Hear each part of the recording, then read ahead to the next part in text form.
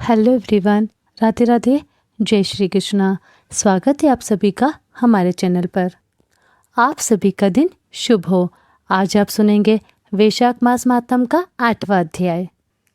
आज की कथा में जानिए वैशाख मास की अक्षय तृतीया और द्वादशी की महत्ता, द्वादशी के पुण्यदान से एक कुतिया के उद्धार और वैशाख मास की अंतिम 3 तिथियों की महत्ता के बारे में। श्रुतदेव जी कहते हैं, जो मनुष्य अक्षय तृतीया को सूर्योदय काल में प्रातः स्नान करते हैं और भगवान विष्णु की पूजा करके कथा सुनते हैं, वे मोक्ष के भागी होते हैं। जो उस दिन श्री मधुसूदन की प्रसन्नता के लिए दान करते हैं, उनका वह पुण्य कर्म भगवान की आज्ञा से अक्षय फल देता है।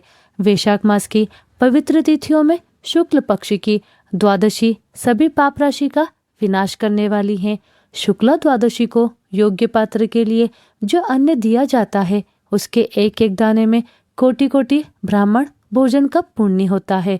शुक्ल पक्ष की एकादशी तिथि में जो भगवान विष्णु की प्रसन्नता के लिए जागरण करता है, वह जीवन मुक्त होता है। जो वैशाख की द्वादशी तिथि को तुलसी के कोमल दलों से भगवान विष्णु की पूजा करता है, वह पूरे कुल का उद्धार करके वैकुंठ लोक का अधिपति हो जाता है। जो मनुष्य त्रयोदशी तिथि को दूध, घी, शक्कर और मधु इन 5 द्रव्यों से भगवान विष्णु की प्रसन्नता के लिए उनकी पूजा करता है और जो पंचामृत से भक्तिपूर्वक श्री हरि को स्नान कराता है, वह संपूर्ण कुलों का उद्धार करके भगवान विष्णु के लोक में प्रतिष्ठित होता है। त्रयोदशी तिथि को जो सायंकाल में भगवान शिव की प्रसन्नता के लिए शरबत देता है, वह अपने पुराने पाप को शीघ्र ही त्याग देता है। वैशाख शुक्ल द्वादशी में मनुष्य जो कुछ भी पुण्य कर्म करता है, वह सब कुछ अक्षय फल देने वाला होता है। प्राचीन काल में कश्मीर देश में देवव्रत नामक एक ब्राह्मण थे। उनके सुंदर रूप वाली एक कन्या थी, जो कि मालिनी के नाम से प्रसिद्ध थी। ब्राह्मण ने उस कन्या का विवाह सत्यशील नामक बुद्धिमान ब्राह्मण के साथ कर दिया।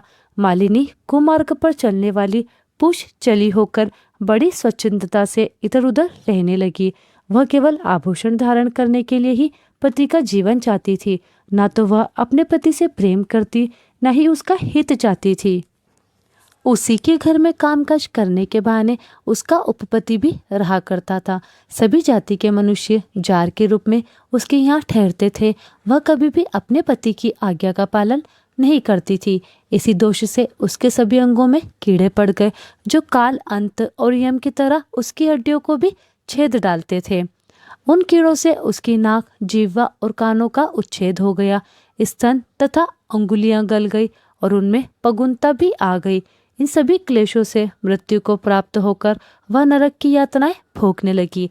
1,05,000 वर्षों तक वह तांबे के भांड में रखकर जलाई गई। 100 बार उसे कुत्ते की योनि में जन्म लेना पड़ा। इसके बाद सोविर देश में पद्म बंधु नामक ब्राह्मण के घर में वह अनेकों दुखों से घिरी हुई कुतिया बनी। उस समय भी उसके कान, नाक, पूंछ और पैर कटे हुए थे। उसके सिर में कीड़े पड़ गए थे और योनि में भी कीड़े भरी रहते थे। राजन, इस प्रकार 30 वर्ष बीत गए। एक दिन वैशाख के शुक्ल पक्ष की द्वादशी तिथि को पद्म बंधु का पुत्र नदी में स्नान करके पवित्र होकर भीगे ही वस्त्रों से घर आया। उसने तुलसी की वेदी के पास जाकर अपने पैर धोए। देवयोग से वह कुतिया उसी वेदी के नीचे सोई हुई थी। सूर्योदय से पहले का समय था। ब्राह्मण कुमार के चरणोपादक से वह नहा गई और तत्काल ही उसके सारे पाप नष्ट हो गए। फिर तो उसी क्षण उसे अपने पूर्व जन्मों का स्मरण हो आया। पहले कर्मों की याद आने से वह पुतलिया तपस्वी के पास जाकर दीनता पूर्वक पुकारने लगी कि हे मुनि, आप मेरी रक्षा करें। उसने पद्म बंधु मुनि के पुत्र से अपने पूर्व जन्म के दुराचार पूर्ण सारे वृत्तांत कह सुनाए और कहने लगी कि हे ब्राह्मण, जो कोई भी दूसरी युवती पति के ऊपर वशीकरण का प्रयोग करती है, वह दुराचारिणी मेरी ही तरह तांबे के पात्र में पकाई जाती है। पति स्वामी है, पति गुरु है और पति ही उत्तम देवता है। साध्वी स्त्री उस पति का अपराध करके भला कैसे सुपा सकती है? पति का अपराध करने वाली स्त्री सैकड़ों बार त्रियक योनि अर्थात पशु पक्षियों की योनियों में और अरबों बार कीड़े की योनियों में जन्म लेती है। इसलिए स्त्रियों को सदैव अपने पति की आज्ञा का पालन करना चाहिए। ब्राह्मण, आज मैं आपकी दृष्टि के सामने आई हूँ। अगर आप मेरा उद्धार नहीं करेंगे तो मुझे फिर से इसी यातनापूर्ण घृणित योनि का दर्शन करना पड़ेगा। इसलिए हे विप्रवर, मुझे पापचारिणी को वैशाख शुक्ल पक्ष में अपना पुण्य प्रदान करके उबार लीजिए। आपने जो पुण्य की वृद्धि करने वाली द्वादशी की है, उसमें स्नान दान और अन्न भोजन कराने से जो पुण्य हुआ है, उससे मुझ दुराचारिणी का भी उद्धार हो जाएगा। महाभाग, हे दीनवत्सल, मुझे दुखिया के प्रति कुछ दया कीजिए। आपके स्वामी जगदीश्वर जनार्दन दीनों के रक्षक हैं। उनके भक्त भी उन्हीं के समान होते हैं। दीनवत्सल, मैं आपके दरवाजे पर रहने वाली कुतिया हूँ। मुझे दीना के प्रति दया कीजिए, मेरा उद्धार कीजिए। अंत में मैं आप द्विजेंद्र को नमस्कार करती हूँ। उसका वचन सुनकर मुनि के पुत्र ने कहा, कुतिया, सभी प्राणी अपने किए हुए कर्मों के फल स्वरूप ही दुख और सुख भोगते हैं। जिसे सांप को दिया हुआ शक्कर मिश्रित दूध केवल विष को ही बढ़ाता है, उसी प्रकार पापी को दिया हुआ पुण्य भी केवल उसके पाप में ही वृद्धि करेगा। मुनि कुमार के ऐसा कहने पर कुतिया दुख में डूब गई। फिर उसके पिता के पास जाकर बड़े करुण स्वर से क्रदन करती हुई बोली, हे पदबंधु बाबा, मैं आपके दरवाजे की कुतिया हूँ। मैंने सदा आपकी झूठन खाई है। मेरी रक्षा करो, मुझे बचा लो। गृहस्थ महात्मा के घर पर जो भी पालतू जीव रहते हैं, उनका भी उद्धार करना चाहिए, ऐसा वेद वेताओं का कहना है।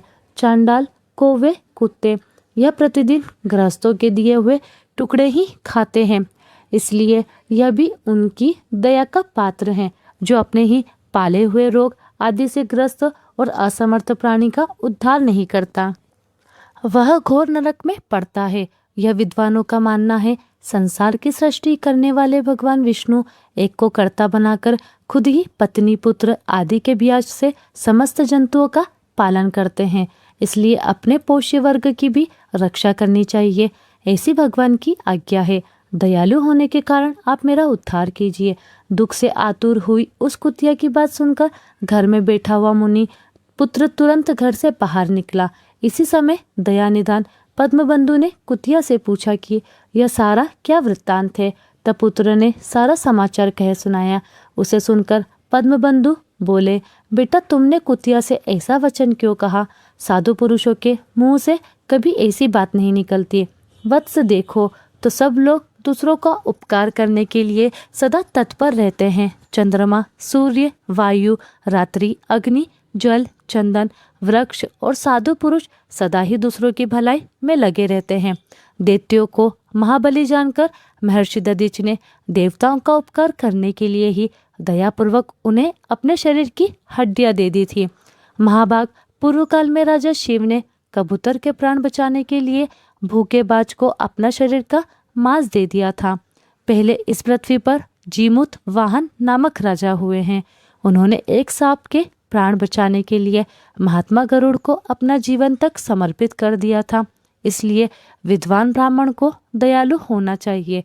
क्या इंद्रदेव शुद्ध स्थान में ही वर्षा करते हैं, अशुद्ध स्थानों में जल नहीं बरसाते? क्या चंद्रमा चांडालों के घर में प्रकाश नहीं करते? इसलिए बार बार प्रार्थना करने वाली इस कुतिया को मैं अपने पुण्यों से उद्धार करूंगा। इस प्रकार अपने पुत्र के मान्यताओं का निराकरण करके परम बुद्धिमान पद्मबंधु ने संकल्प किया कि कुतिया, ले, मैंने द्वादशी का महापुण्य तुझे दे दिया। ब्राह्मण के इतना कहते ही कुतिया ने तुरंत अपने पुराने शरीर का त्याग कर दिया और दिव्य देह धारण कर दिव्य वस्त्र आभूषणों से विभूषित हुई 10 दिशाओं को प्रकाशित करती हुई ब्राह्मण की आज्ञा लेकर स्वर्गलोक को चली गई। वहां महान सुखों का उपभोग करके इस पृथ्वी पर फिर भगवान नर नारायण के अंश से उर्वशी नाम से प्रकट हुई।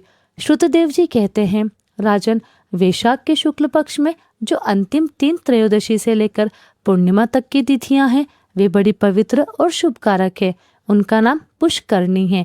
वे सभी पापों को क्षय करने वाली हैं। जो सभी वैशाख मास में स्नान करने में असमर्थ हो, अगर वह इन 3 तिथियों में भी स्नान कर ले तो वैशाख मास का पूरा फल प्राप्त कर लेता है। पूर्व काल में वैशाख मास की एकादशी तिथि को शुभ अमृत प्रकट हुआ। द्वादशी को भगवान विष्णु ने उसकी रक्षा की। त्रयोदशी को उन श्रीहरि ने देवताओं को सुधापान कराया। चतुर्दशी को देव विरोधी दैत्यों का संहार हुआ और पूर्णिमा के दिन सभी देवताओं को उनका साम्राज्य प्राप्त हो गया। इसलिए देवताओं ने संतुष्ट होकर इन 3 तिथियों को वर दिया है कि वैशाख मास की यह अंतिम 3 शुभ तिथियां मनुष्यों के सभी पापों का नाश करने वाली तथा उन्हें पुत्र पौत्र आदि फल देने वाली होगी। जो मनुष्य इस संपूर्ण मास में स्नान ना कर सका हो वह इन 3 तिथियों में स्नान कर लेने पर पूर्ण फल को ही पाता है। वैशाख मास में लौकिक कामनाओं का नियमन करने पर मनुष्य निश्चय ही भगवान विष्णु का सानिध्य प्राप्त कर लेता है। महीने भर नियम निभाने में असमर्थ मनुष्य अगर इन 3 दिन भी कामनाओं का संयम कर सके तो उतने से ही पूर्ण फल को प्राप्त कर भगवान विष्णु के धाम में आनंद का अनुभव करता है। इस प्रकार वरदान देकर देवता अपने धाम को चले गए। अतः पुष्करणी नाम से प्रसिद्ध अंतिम 3 तिथियां पुण्यदायिनी, समस्त पाप राशि का नाश करने वाली तथा पुत्र पौत्र को बढ़ाने वाली हैं। जो वैशाख मास में अंतिम 3 दिन गीता का पाठ करता है उसे प्रतिदिन अश्वमेध यज्ञ का फल प्राप्त होता है। जो इन 3 दिनों तक विष्णु सहस्त्र नाम का पाठ करता है उसके पुण्य फल का वर्णन करने में इस भूलोक तथा स्वर्गलोक में भला कौन समर्थ है। पूर्णिमा को सहस्त्र नामों के द्वारा भगवान मधुसूदन को दूध से स्नान कराकर मनुष्य पापहीन बैकुंठ धाम में जाता है। वैशाख मास में प्रतिदिन भगवत के आधे या चौथाई श्लोक का पाठ करने वाला मनुष्य ब्रह्म भाव को प्राप्त होता है। जो वैशाख मास के अंतिम 3 दिनों में भागवत शास्त्र का श्रवण करता है वह जल से कमल के पत्ते की तरह कभी पापों में लिप्त नहीं होता। इन 3 दिनों के सेवन से कितने ही मनुष्यों ने देवत्व प्राप्त कर लिया, कितने ही सिद्ध हो गए और कितनों ने ही ब्रह्मत्व पा लिया। ब्रह्म ज्ञान से मुक्ति होती है या फिर प्रयाग में मृत्यु होने से या वैशाख मास में नियम पूर्वक प्रातःकाल जल में स्नान करने से ही मोक्ष की प्राप्ति होती है। इसलिए वैशाख मास के अंतिम 3 दिनों में स्नान, दान और भगवान का पूजन आदि अवश्य करना चाहिए। वैशाख मास के उत्तम महात्म्य का पूरा वर्णन रोग शोक से रहित जगदीश्वर भगवान नारायण के सिवा दूसरा कौन कर सकता है। तुम भी वैशाख मास में दान आदि उत्तम कर्म का अनुष्ठान करो, इससे निश्चय ही तुम्हें भोग और मोक्ष की प्राप्ति होगी। इस प्रकार मिथिलापति जनक को उपदेश देकर श्रुतदेव जी ने उनकी अनुमति लेकर वहां से जाने का विचार किया। तब राजर्षि जनक ने अपने अभ्युदय के लिए उत्तम उत्सव कराया और श्रुतदेव जी को पालकी पर बिठाकर विदा कर दिया। वस्त्र, आभूषण, गो, भूमि, तिल और स्वर्ण आदि से उनकी पूजा और वंदना करके राजा ने उनकी परिक्रमा की। इसके बाद उनसे विदा होकर महातेजस्वी और परम यशस्वी श्रुतदेव जी संतुष्ट होकर प्रसन्नता पूर्वक वहां से अपने स्थान को चले गए। राजा ने वैशाख धर्म का पालन करके फिर अंत में मोक्ष प्राप्त कर लिया। नारद जी कहते हैं, हे अमरीश, यह उत्तम उपाख्यान मैंने तुम्हें सुनाया है जो कि सभी पापों का नाशक और संपूर्ण संपत्तियों को देने वाला है। इससे मनुष्य भक्ति, मुक्ति, ज्ञान और मोक्ष प्राप्त कर लेता है। नारद जी का यह वचन सुनकर महायशस्वी राजा अमरीश मन ही मन बहुत प्रसन्न हुए। उन्होंने ब्राह्य जगत के व्यापारियों से निवृत्त होकर मुनि को साष्टांग प्रणाम किया और अपने संपूर्ण वैभव से उनकी पूजा की। इसके बाद उनसे विदा लेकर देवऋषि नारद जी दूसरे लोक में चले गए, क्योंकि दक्ष प्रजापति के श्राप से वे एक स्थान पर नहीं ठहर सकते थे। राजर्षि अमरीश जी नारद जी के बताए हुए सब धर्मों का अनुष्ठान करके निर्गुण परब्रह्म परमात्मा में विलीन हो गए। जो भी इस पाप नाशक और पुण्यवर्धक उपाख्यान को सुनता है अथवा पढ़ता है वह भी परम गति को प्राप्त होता है। प्रिय भक्तजनों, यह था वैशाख मास महात्म्य का आज का अध्याय। अब सुनिए श्री कृष्ण चालीसा पाठ और तुलसी माता की आरती। बंसी शोभित कर मधुर, नील जलत तन श्याम, अरुण अधर जनु बिंबा फल, नयन कमल अभिराम, पूर्ण इंद्र अरविंद, मुख पीतांबर शुभ साज, जय मनमोहन मदन छवि कृष्णचंद्र महाराज, जय यदुनंदन जय जगवंदन, जय वसुदेव देवकी नंदन, जय यशोदा सुत नंदन दुलारे, जय प्रभु भक्तन के दीर्घ तारे। जय नट नागर नागनथ धैया, कृष्ण कन्हैया धेनु चरैया। पुनिक पर प्रभु गिरिवर धारो, आओ दिनन कष्ट निवारो। बंशी मधुर अधर धर, तेरी होवे पूर्ण मनोरथ मेरी होए।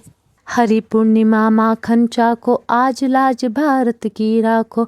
गोल बोल कपोल चिबुक, अरुणा रे मृदु मुस्कान मोहिनी डारे। रंजित राजीव नयन विशाला, मोर मुकुट वैजंती माला। कुंडल श्रवण पीत पटाओ, कटी किंकड़ का छन का छे। नील चलच सुंदर तन सोहे, छवि लख सूर नर मुनि मोहे। मन मोहे हे मस्तक तिलक अलक घुंघराले, आओ कृष्ण बांसुरी वाले। कर पय पान पूत नहीं तारियो, अका बका का गो सुर मारियो। मधुवन जलत अग्नि जब ज्वाला, भय शीतल लखित नंद लाला। सुरपति जब ब्रज चढ़ियो, रिसाई मसुर धार वारी वर्षाई। लगत लगत ब्रज चहन बहायो, गोवर्धन नखधारी बचायो। लखया सुधा मन ब्रह्म अधिकाई, मुखम महा 14 भवन दिखाई। दुष्ट कंस अति उधम मचायो, कोटि कमल जब फूल मंगायो।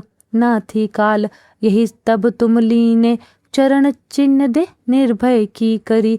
कोपिन संग रास विलासा, सबकी पूर्ण करी अभिलाषा। केतिक महा असुर संग हारियो, कंस ही केस पकड़ दे मारियो। मात पिता की बंदी छुड़ाई, उगर सेन कह राज दिलाई। मह से मृत कछ सुत लायो, मातु देव की शोक मिटायो। भौमा सुरमुर दैत्य संहारो, लाए टश सहस कुमारो। देवी नहीं तण चीर संहारा, जरा सिंधु राक्षस कह मारा। असुर बकासुर आदिक मारियो, भक्तन के तब कष्ट निर्वायो।